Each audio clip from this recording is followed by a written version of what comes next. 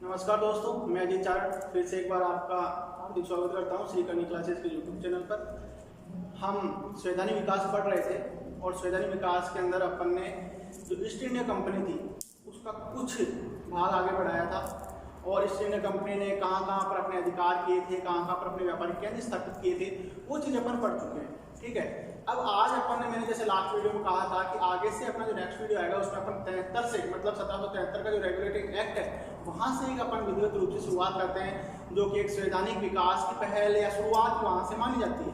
ठीक है, तो वो तो अपनी एक हिस्ट्री थी जो अपन ने पढ़ी है कि ईस्ट इंडिया कंपनी आई, कहाँ से 1600 में आई, कैसे कैसे उसने यहाँ पे बाद में थोड़े अपने पाँव पसारे, उसके बाद में कौन सी जो परिस्थिति आई जहाँ पर फिर अपने 1773 के रेगुलेटिंग एक्ट की जरूरत पड़ी।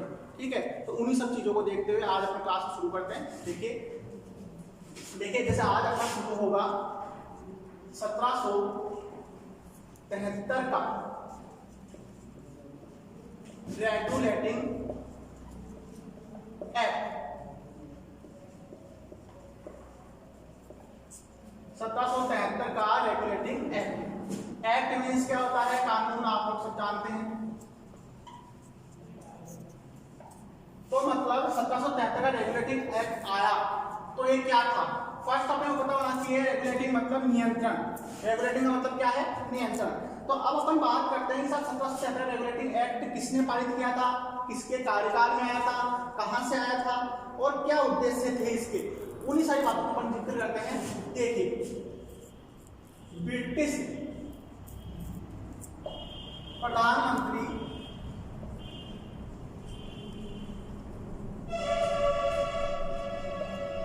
लॉर्ड नॉर्थ द्वारा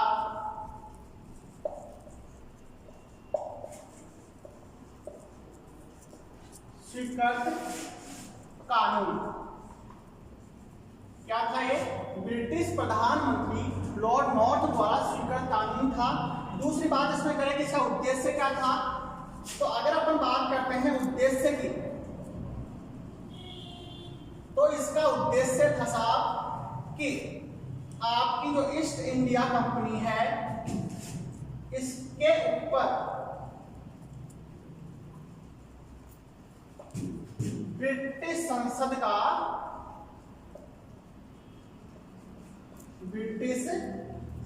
का नियंत्रण स्थापित करना।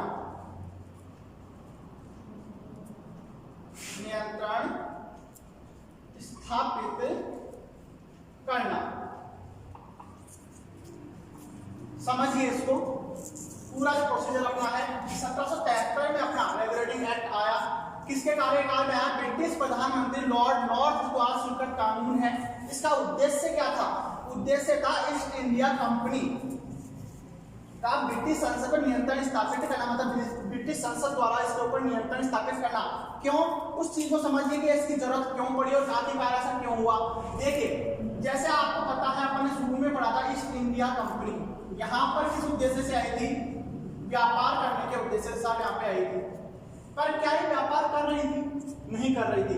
शुरू में इसने व्यापार किया और व्यापार करके इसने क्या कर दिया? यहाँ पे अधिकतर क्षेत्रों पर इसने अपना अधिकार कर लिया। तो वहां पे सम्राट ने सोचा कि साहब दिक्कत क्या है, अपन ने भेजा इसको व्यापार करने के लिए था और कर क्या रहे ये, इन्होंने अधिकार कर लिया यहाँ पे आकर, ये तो राज करने लगे यहाँ पर, तो इसके ऊपर कोई ना कोई कंट्रोल तो करना आपने को पड़ेगा। तो इसी उद्देश्य से जो आपका लॉर्ड नॉर्थ था इसने क्या किया? इसके ऊपर कुछ नियंत्रण स्थापित किए। ठीक है, और नियंत्रण स्थापित करके अपने हाथ में थोड़ी सत्ता लेने की कोशिश की। तो यहीं से अपन इसकी शुरुआत मानते हैं रेगुलेटिंग एक्ट की। ठीक है, अब अपन आगे बढ़ते हैं इसके अंदर कि आगे क्या हुआ इसके अंदर। देखिए, इस एक्ट में ये तो अभी अपन ने पढ़ा कि लॉर्ड नॉर्थ द्वारा स्वीकृत कानून था। ठीक है, उद्देश्य क्या था? ब्रिटिश संसद का इसके ऊपर नियंत्रण स्थापित करना, इसका उद्देश्य लिखा गया। फिर इसमें आगे और कौन कौन से प्रावधान किए गए उन्हीं चीजों के ऊपर अपन जिक्र करते हैं। ठीक है, देखिए सबसे पहले तो अपने को पता था कि 3 प्रेसिडेंसी थी, बंबई, बंगाल और मद्रास। ठीक है, तीन प्रेसिडेंसी थी जो अपन ने पढ़ा था कि जब आपके 1600 के अंदर ईस्ट इंडिया कंपनी आई थी तो उसने 3 प्रेसिडेंसी शहरों की स्थापना की थी। बंबई, बंगाल और मद्रास की। तो सबसे पहला जो प्रावधान है इस एक्ट का, इस एक्ट में सबसे पहला प्रावधान क्या किया गया, बहुत अच्छे से समझना इस कॉन्सेप्ट को, कि जो बंबई और मद्रास थे इन दोनों को, बंबई और मद्रास को क्या किया गया, बंगाल के अधीन कर दिया गया। अच्छे समझना, बंबई और मद्रास को किसके अधीन कर दिया गया, बंगाल के अधीन कर दिया गया। अब आपको पता है कि इनका प्रत्येक का एक गवर्नर था। अच्छे समझना कॉन्सेप्ट को, प्रत्येक का एक क्या था, गवर्नर था। यहाँ पे आपको पता होगा अपन ने एक एक्ट पढ़ा 1726, इसके तहत विकेंद्रीकरण व्यवस्था को अपनाया गया था, विकेंद्रीकरण व्यवस्था को अपनाया गया था और सभी के साथ एक एक गवर्नर की नियुक्ति अलग अलग प्रेसिडेंसी शहरों में की गई थी। अब यहाँ पे 1773 का जो रेगुलेटिंग एक्ट आ रहा है उसमें देखो क्या प्रावधान किया जा रहा है कि आपका जो बंबई और मद्रास है इसको, इन दोनों को किसके अधीन किया जा रहा है, जो आपका बंगाल है, बंगाल प्रेसिडेंसी के अधीन किया जा रहा है। अब आप बात करते सब गवर्नर को क्या हुआ, ठीक है, तो इसमें एक नया प्रावधान किया गया। वो नया प्रावधान क्या था वो सुनिए। बंगाल के गवर्नर को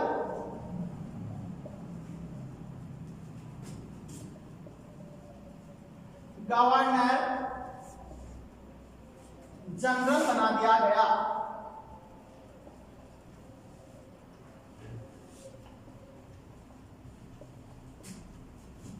क्या किया गया साहब कि आपका जो बंगाल का एक गवर्नर था इसके आगे क्या जोड़ दिया गया, गवर्नर जनरल। अब ये क्या हो गया, गवर्नर जनरल बन गया और ये दोनों बंबई और मद्रास किसके अधीन हो गए, बंगाल के अधीन कर दिए गए। और इसी बंगाल के गवर्नर जनरल को जो कौन बना था, पहला प्रथम Bengal governor Warren Hastings. Question अपने आ सकता है सीधा सीधा, बंगाल के प्रथम गवर्नर जनरल कौन थे, तो वॉरेन हेस्टिंग्स अपने पहले गवर्नर जनरल बने। और अब बात आती है कि साहब अब यहाँ पे कानून कौन बनाएगा, तो आपका ये जो गवर्नर जनरल बना था, तो गवर्नर जनरल वह इसकी 4 सदस्यीय दल को कानून बनाने का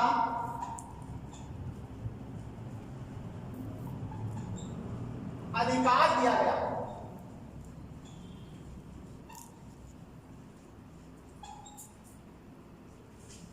क्या किया गया, अच्छे समझिए वापस कॉन्सेप्ट को, कि पहले तो अपने को क्या करना है कि बंबई मद्रास को किसके अधीन करना है, बंगाल के, ठीक है। फिर बंगाल के जो गवर्नर था उसको क्या कर दिया गया, बंगाल गवर्नर जनरल बना दिया गया, ठीक है। गवर्नर जनरल पहले जो बने थे वो कौन थे, वॉरेन हेस्टिंग्स थे।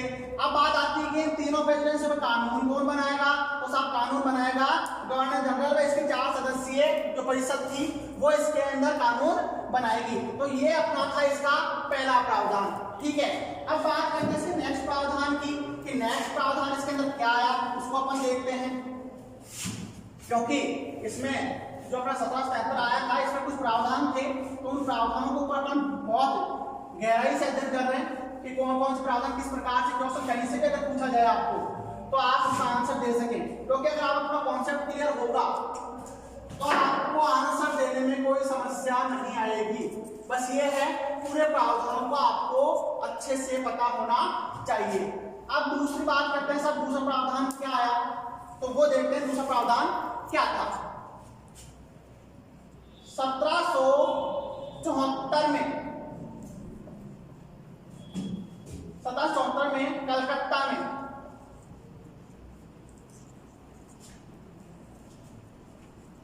अपेक्ष न्यायालय की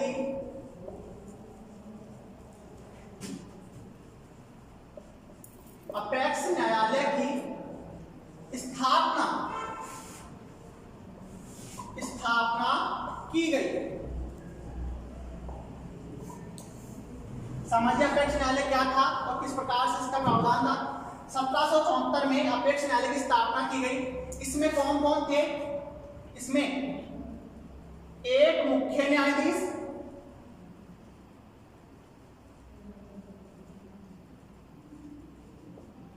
व 3 अन्य न्यायाधीश थे।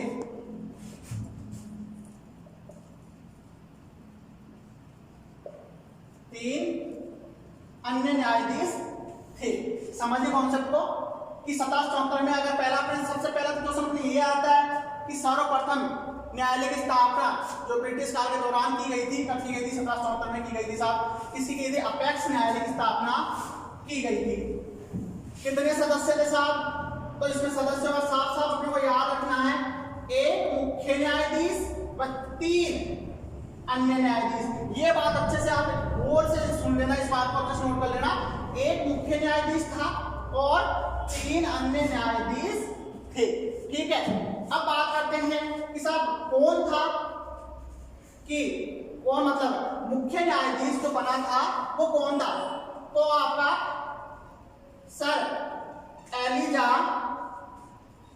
इम्पे।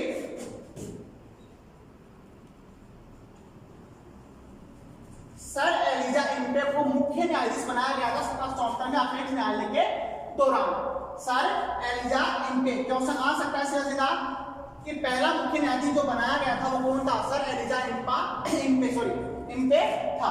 अब बात करते हैं इसमें आगे कि इसी के अंदर क्या था प्रावधान। वो एक बड़ा अच्छा कॉन्सेप्ट है, उसको समझिए आप। क्या है वो कॉन्सेप्ट? इसी से जुड़ता हुआ है, इसको अपन साइड में समझेंगे।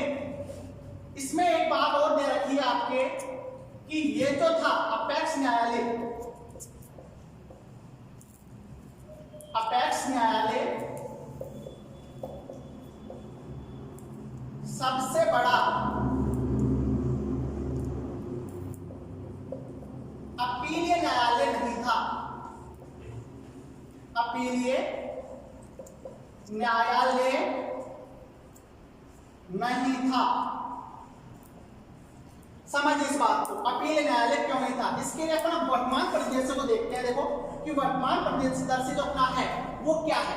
जैसे आपको पता है अपने यहाँ पे एक सुप्रीम कोर्ट है, एक हाई कोर्ट है और एक डिस्ट्रिक्ट कोर्ट है।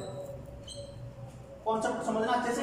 इस चीज को समझने के लिए मैं इसको वर्तमान में लेके आ रहा हूँ आपको कि आप बोलोगे साहब आपने बोलोगे अपेक्ष न्यायालय अपीलीय न्यायालय सबसे बड़ा अपीलीय न्यायालय नहीं था। ठीक है, अभी अपना वर्तमान में अपीलीय न्यायालय कौन सा सबसे बड़ा? सुप्रीम कोर्ट है। कैसे है उस चीज को देखो, समझो इस चीज को। डिस्ट्रिक्ट कोर्ट की जैसे मान लो कोई भी अपील होती है वो कहां होती है? हाई कोर्ट में। हाई कोर्ट की अगर मान लो कोई भी अपील होती है तो कहां होती है? सुप्रीम कोर्ट में। सुप्रीम कोर्ट की कोई अपील होती है क्या? नहीं, सुप्रीम कोर्ट की कोई अपील नहीं होती है। इसलिए अगर वर्तमान का देखे जाए तो सबसे बड़ा अपील न्यायालय कौन है? अपना सुप्रीम कोर्ट है। अब आप बोल सकते हो साहब अपेक्ष न्यायालय उस समय था आपका, ये जो अपेक्ष न्यायालय था ये जो उस समय अपील न्यायालय सबसे बड़ा अपील न्यायालय क्यों नहीं था? तो इसके पीछे एक रीजन है। रीजन क्या है वो देखिए। आपका ये जो अपेक्ष न्यायालय था इसके विरुद्ध अपील, समझना अच्छे से, इसके विरुद्ध अपील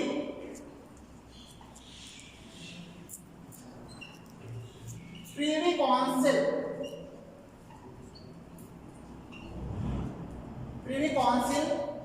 में की जा सकती थी।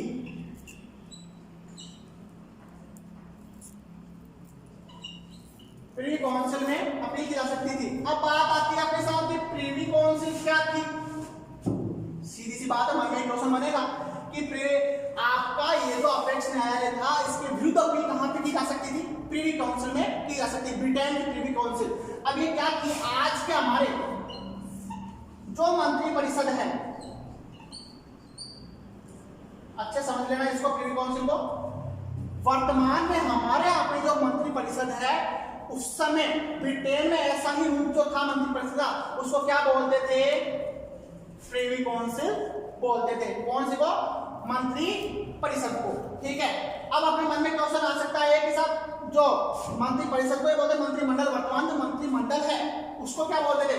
तो कोबाल्ट नाम से एक संस्था थी जो उस समय मंत्रिमंडल के रूप में कार्य कर रही थी। तो दोनों अपने को पता होना चाहिए प्रीवी काउंसिल क्या है, कोबाल्ट क्या है। तो ये उस समय की मंत्री परिषद और मंत्रिमंडलों के ब्रिटेन के नाम है। ठीक है, अब बात करते हैं आगे। ये तो हुई न्यायालय की बात जो आपको अच्छे समझ में आ गई। एक बार चलो वापस में रिपीट कर देता हूँ। 1774 में कलकत्ता में अपेक्ष न्यायालय की स्थापना हुई। ठीक है, एक मुख्य न्यायाधीश, 3 अन्य न्यायाधीश। सर एलिजाबेथ इसके प्रथम मुख्य न्यायाधीश। सबसे बड़ा अपील न्यायालय नहीं था। नेगेटिव याद रखना है कि अपेक्ष न्यायालय सबसे बड़ा अपील न्यायालय नहीं था। इसके विरुद्ध अपील कहां पर की जा सकती थी? आप बताएंगे। प्रीवी काउंसिल में अपील की जा सकती थी। प्रीवी काउंसिल क्या थी? उस समय मंत्रिपरिषद का जो रूप था वहां पर उसको प्रीवी काउंसिल के नाम से जाना जाता था। ठीक है, तो ये अपने हो गई न्यायालय की बात। अब अगर सेकंड थर्ड प्रावधान इसका देखते हैं अपन 1773 में और क्या प्रावधान था तो उसके ऊपर अपन चर्चा करते हैं। जहां तक है आपको ये 2 प्रावधान अच्छे से समझ में आ गए होंगे। देखो समझ में अगर आप साथ के साथ इनको ढंग से समझते चलोगे तो कॉन्सेप्ट क्लियर होंगे। फिर इससे संबंधित आप किसी प्रकार क्वेश्चन उठा के देख ले, कोई दिक्कत नहीं, अपन आराम से सब क्वेश्चन का आंसर दे सकते हैं। और अगर अपन तथ्यों को रटेंगे, तथ्यों को रटने में फिर समस्या ही समस्या आती। तो मैंने आपको शुरू में बताया था कि तथ्यों को रटने बैठ जाओगे तो सीधी सी बात है, दिक्कत एक ही आएगी कि आपको एक लाइन मिस होते ही सारा सारा गायब हो जाएगा। फिर आपका आता है 1781। 1781 में आता है एक्ट ऑफ सेटलमेंट।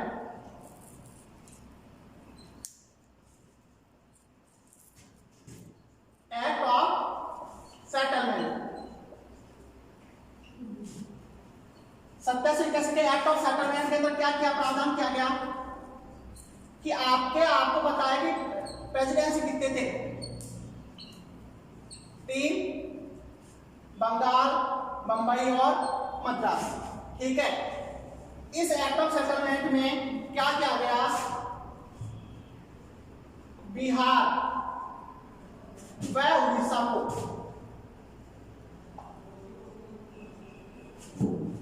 2 अन्य शहरों को और जोड़ दिया गया। बिहार व उड़ीसा को एक्ट ऑफ सेटलमेंट के अंतर्गत जोड़ दिया गया। ठीक है, तो ये 1781 का एक्ट ऑफ सेटलमेंट आया था। ठीक है, अब आप इसके महत्वपूर्ण बात पर नोट कर सकते हैं। यहाँ पे क्या नोट कर सकते हैं वो देखिए। 1773 का रेगुलेटिंग एक्ट, 1773 का रेगुलेटिंग एक्ट संवैधानिक विकास का प्रथम चरण है।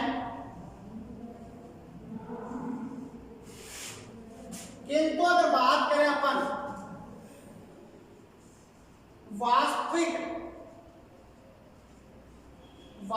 पहल की, संवैधानिक विकास की, तो वो कब है? 1961 का भारत शासन अधिनियम।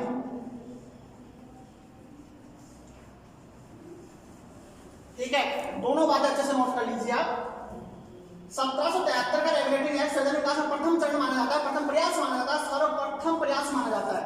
ठीक है, किंतु अगर आपसे पूछा जाए वास्तविक पहल कब हुई तो वास्तविक पहल आप कहेंगे 1961 का भारत शासन अधिनियम, जिसमें भारतीयों को विधान परिषद में हिस्सा दिया गया था। वो अपने आगे अपन इसके ऊपर विस्तार से चर्चा करेंगे क्योंकि अभी अपने चल रहा है 1773, तो अपन इसी से सीधी बाई सीधी आगे बढ़ेंगे। पर आपको बता रहा हूं कि अगर अपने 2 प्रकार के क्वेश्चन आ सकते हैं। प्रथम चरण तो 1773 को अपन को मानना है, किंतु अगर मान लो वास्तविक पहल पूछा जाता है तो 1961 का भारत शासन अधिनियम वास्तविक माना जाता है। ठीक है, अब 1961 का भारत शासन अधिनियम आएगा जब अपन इसके ऊपर चर्चा करेंगे कि आखिरकार इसके अंदर क्या था, ऐसे कौन से प्रावधान थे जिससे इसका वास्तविक इसको माना जाता है। ठीक है, तो ये था अपना 1773 का रेगुलेटिंग एक्ट। ठीक है दोस्तों, अब अपन शुरू करते हैं इसका नेक्स्ट जो एक्ट एक्ट आता है वो, क्योंकि अपने 1777 का एक्ट कंप्लीट कर लिया है, ठीक है। अब इसके आगे जो आता है वो बढ़ते अपन कौन सा आता है, 1784 का, 84 का पिट्स इंडिया एक्ट।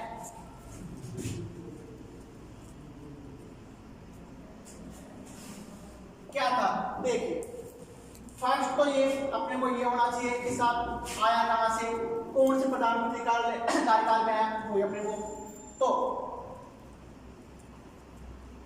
ब्रिटिश प्रधानमंत्री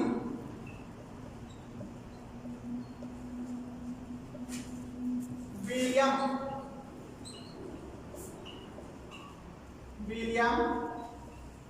पिट के नाम पर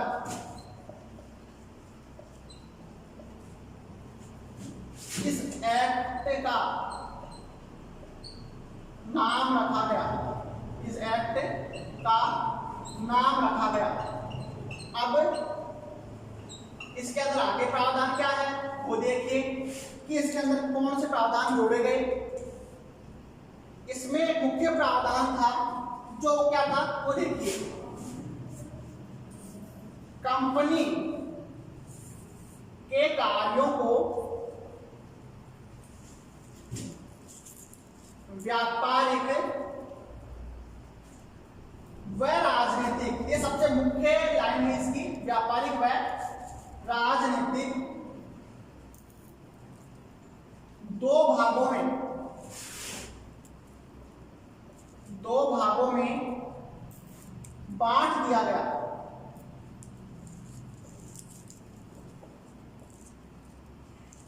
ठीक है, देखिए समझिए इस लाइन को अच्छे से, बहुत अच्छी लाइन है कि क्या किया गया, कंपनी के कार्यों को व्यापारिक, समझना अच्छे से, व्यापारिक व राजनीतिक, दो शब्द आ रहे हैं इसके अंदर, एक व्यापारिक और एक राजनीतिक।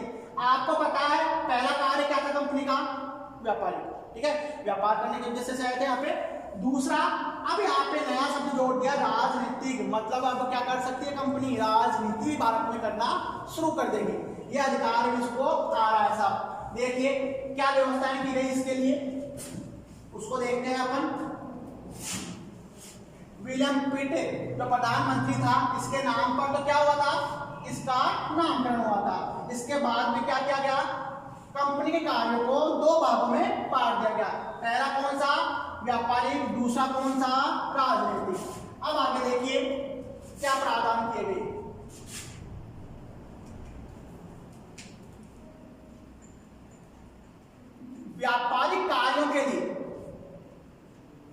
व्यापारिक कार्यों के लिए आपको पता है board of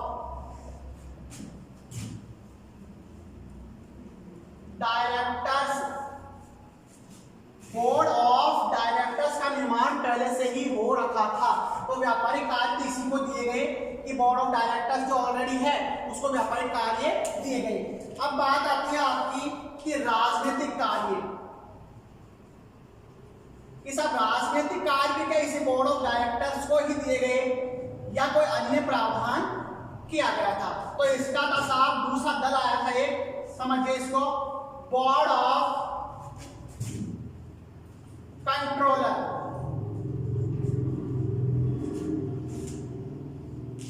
board of controller क्या था ये, 6 सदस्यीय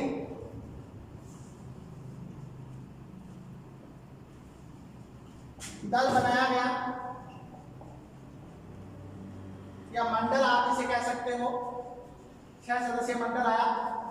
कितने सदस्य थे शुरू में इसमें, क्वेश्चन आपकी यही पूछा जाएगा कि बोर्ड ऑफ कंट्रोलर में कितने सदस्य रखे गए, 6 सदस्य रखे गए। अब आपके सामने सीधी सीधी कहानी सी हो गई कि व्यापारिक कार्यों के लिए तो बोर्ड ऑफ डायरेक्टर्स, राजनीतिक कार्यों के लिए बोर्ड ऑफ कंट्रोलर। दो शाखाएं निकल कर आ गई साल यहाँ पे कि ठीक है, 1784 का पिट्स इंडिया एक्ट के साथ में दो आपके भाग हो गए इसके, एक आपका हो गया व्यापारिक, एक आपका हो गया राजनीतिक। ठीक है, व्यापार करेगा तो बोर्ड ऑफ डायरेक्टर्स करेगा और राजनीतिक कार्य बोर्ड ऑफ कंट्रोलर राजनीतिक कार्य करेगा। इसमें कितने सदस्य थे? इसमें 6 सदस्य थे। ठीक है, अब आगे क्या प्रावधान किया गया? इसकी मुख्य बात जो है वो अपन देखते हैं अब कि मुख्य बात इसके अंदर क्या है कि साहब ये तो हमें पता चल गया कि कंपनी के कार्य को 2 भागों में बांट दिया गया। अब कंपनी के कार्य को 2 भागों में बांटा तो मुख्य बात निकलकर सामने क्या आई उसको अपन देखते हैं। ठीक है, पहली बार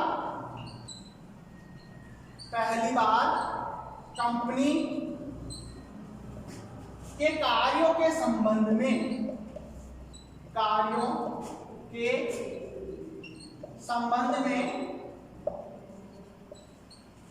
द्वैध शासन,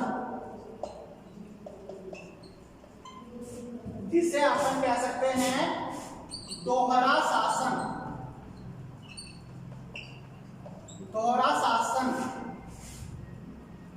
अपनाया गया।